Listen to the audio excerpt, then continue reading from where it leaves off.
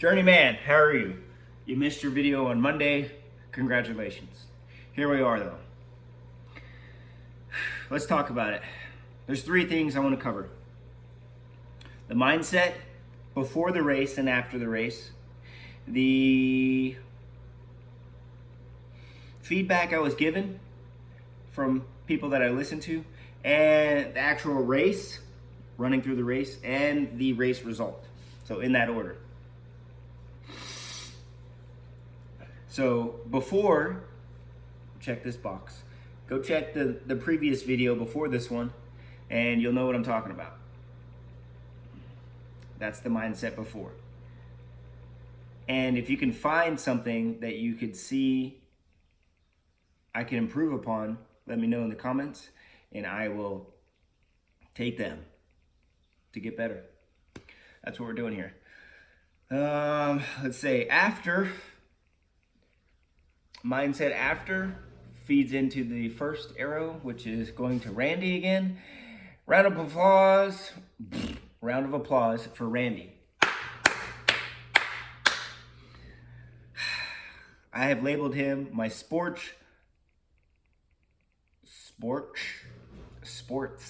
manager. I don't know what's wrong with my tongue. Sports manager, or sports performance manager. There you go. And I was explaining the result and going through the race with Randy and my thoughts and stuff like that.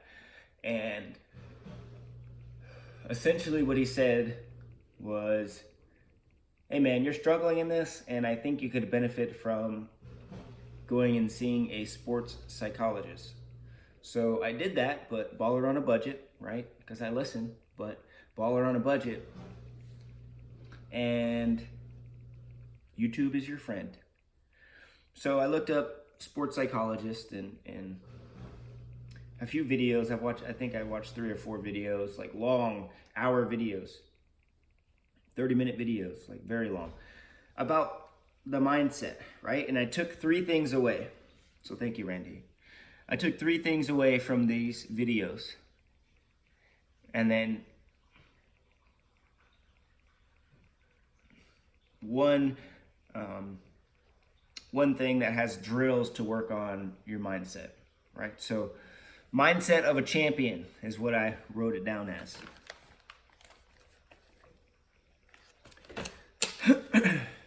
So according to these doctors, what separates a lot of people from the average guy and gal to the elite guy and gal is how motivated are you? Motivated meaning taking action, meaning not procrastinating on stuff. So you make your decision and then you stick to your decision, and you fail at your decision multiple times, and you get back up and you get back up and you get back up, and eventually it doesn't matter how many times you fail, how long it takes, what have you, you're gonna get it done. That separates the average person from the freaking pros. Second is confidence and ability, training and preparation. In your abilities, I'm one of those people that I feel like my confidence erodes if I'm not constantly challenging myself, right? So that shit erodes for me. I don't know how everyone else is, but to the point where I like read books from Dale Carnegie, how to develop self-confidence and influence people. Right? You gotta I have to constantly be learning. I'm like a machine. It feels like my brain needs new information. If it doesn't have it, it just erodes and I feel like a piece of shit. So training, meaning for me, it means the numbers in the workouts, how many hours I've put in, how much time I put in, stuff like that. How many intervals have I done? How many times have I absolutely suffered?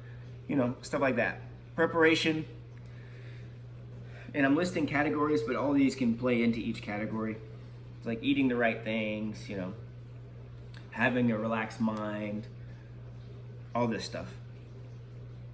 And the third and final thing that I've gathered was managing pressure well. That's what separates the elites from the not elites. And managing pressure well can be categorized into the fourth thing, which is drills or techniques to manage your pressure or your stress. Your hormones really is what we're trying to do. The first one is imagery, or having the ability to get to the right mindset and flow state of imaging you winning or imaging you losing. Either way, dissecting it and asking yourself why and what happened, and improves and sustains. Self-talk could be, I think self-talk underlays the motivation or taking action part. So for me, my self-talk used to be super negative, but now it's, when I don't want to do something, it's, what would a champion be doing right now? Right? Why, you don't want to stretch. Okay, well, what would a champion be doing? A champion would be telling that guy to shut the fuck up and go stretch. That's what a champion would say. So, in my mind. So yeah, that's my self-talk. What would a champion be doing then? Would he be sitting on your ass, chilling? Or would he be doing something that he's supposed to be doing that's going to improve him? That's self-talk. Relaxation is having the confidence in your ability, your training, your preparation, being motivated, and having the focus enough on the race at hand, having the focus enough and to be able to look back at your training preparation and be like, you know what, I did enough, I'm good, the hard work is over, I can relax now knowing that my finances are in line, my relationships in line, my training's in line, my preparation's in line, everything's good. I've done all the hard work I've done. There's no stone left unturned. I can just relax and go kick some ass tomorrow. That's what relaxation sounds like to me. So that's the mindset thing. 7 minutes. That's what I didn't know. Now you know, ninja. It's important to document this stuff on camera because, again, I want to have a baseline before a race and then a baseline after the race and learn from that constantly. And again, if you guys can provide feedback, don't be disrespectful, just provide feedback and I will take it and I will learn from it. So thank you in advance. All right, let's go through the race. So the race was 400 meters, 2 rounds of 200 meters in the water. Every 15 seconds, someone jumps in the water, intervals of 15 seconds. So 4 people per minute. I was like 20th in the water, so I had a bunch of people in front of me. And here's something that I admit that's embarrassing. When I look at people that look in shape, I get intimidated a little bit. So I thought these dudes were faster than me. Instead of having confidence in my ability, I know what I did in training. I know what my times are supposed to be. I wasn't confident in that.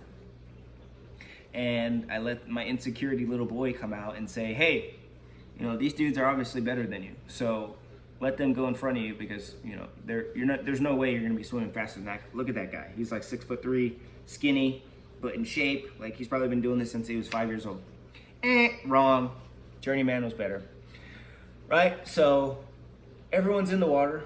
They're going. I jump in. Instead of doing my planned jump in, which is jump in, pencil dive to the bottom, and then kick off and have like some momentum, what I did was jump in, didn't go deep enough apparently, and instead of hitting the bottom, I hit the bottom and was like, right?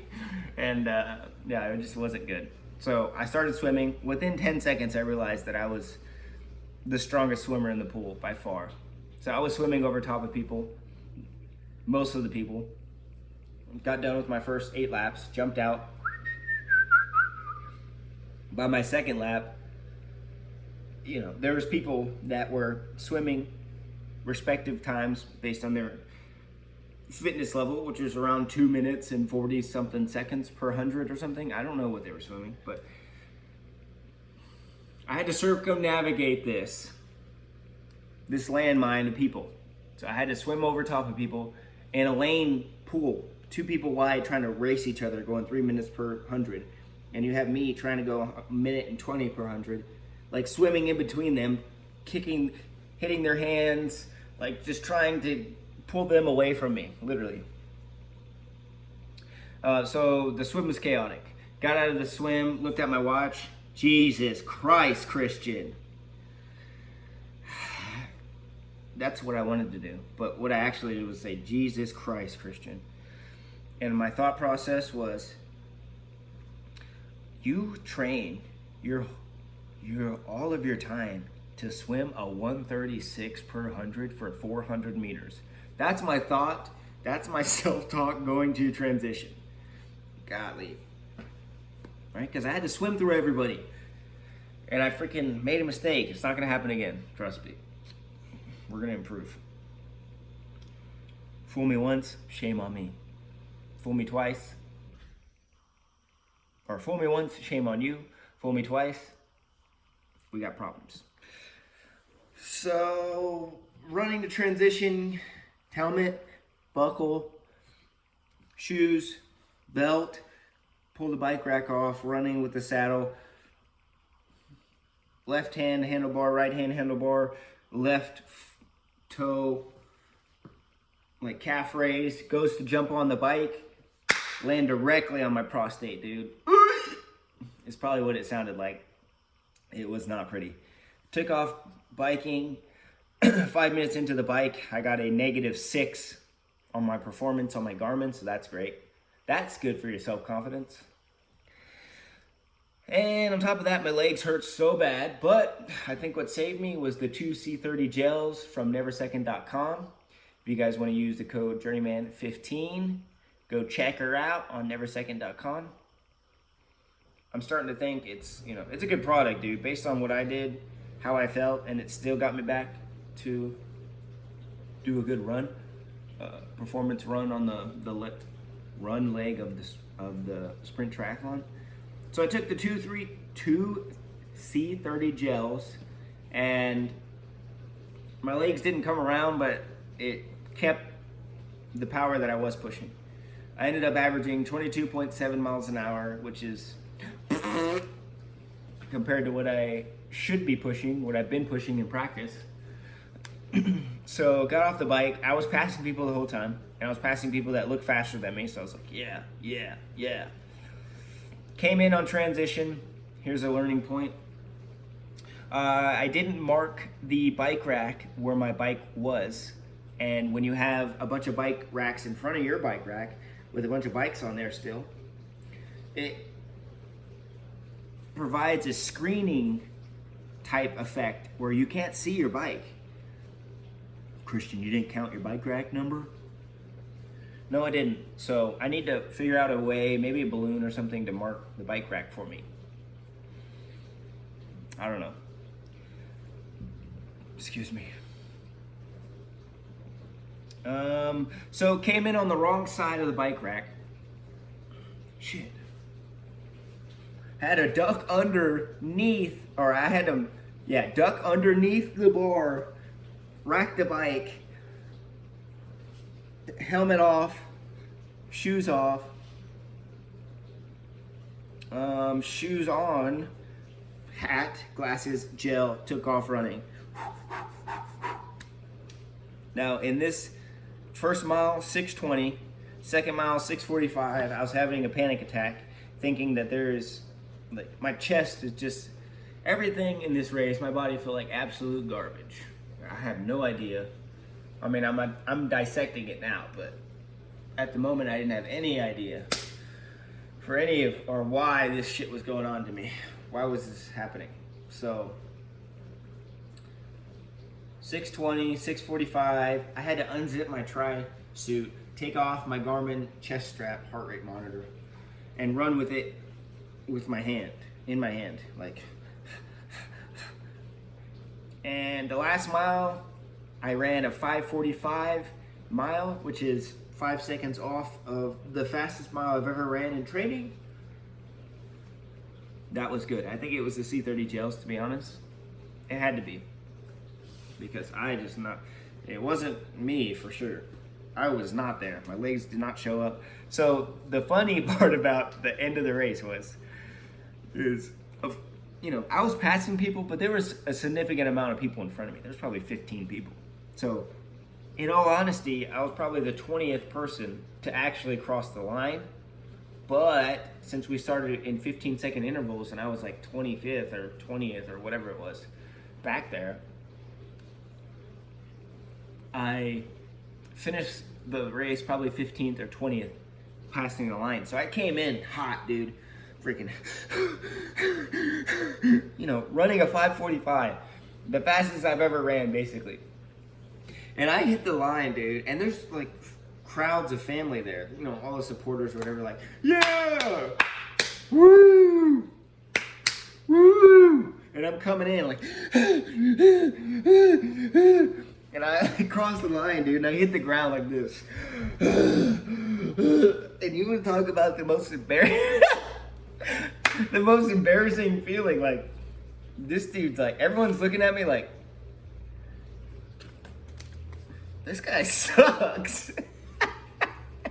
Why is he breathing that hard and he's coming in on the 20th? Oh, goodness gracious, dude.